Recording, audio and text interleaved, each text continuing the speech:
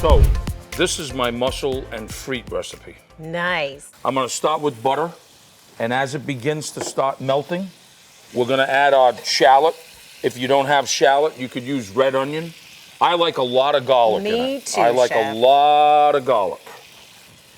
Let that just kind of get nice and happy in there. You don't want to burn the garlic. Don't burn the garlic. No.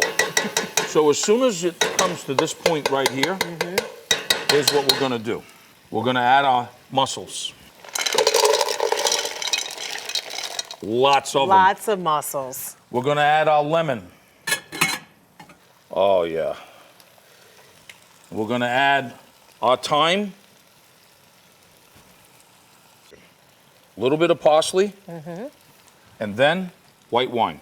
This is my favorite preparation of mussels with the white wine. I couldn't agree more with you. We'll put the lid on it. We'll be able to see. I'm gonna go get the frites. All right, I'll be right here waiting on those frites.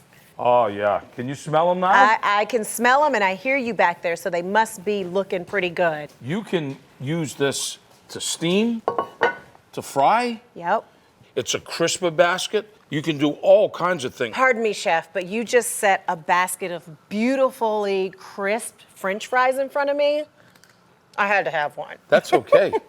Let me tell you, look at this. Our mussels are ready. Look at those mussels. Now I'm gonna pray. I'm gonna pray that we can get all these mussels in here. That's right. This is a 5.5 quart pan. That's a lot of mussels, Chef.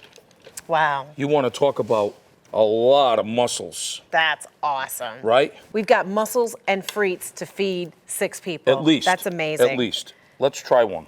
Oh, I can't wait. Oh my God. Wow, that is so tender. There you have another recipe, folks.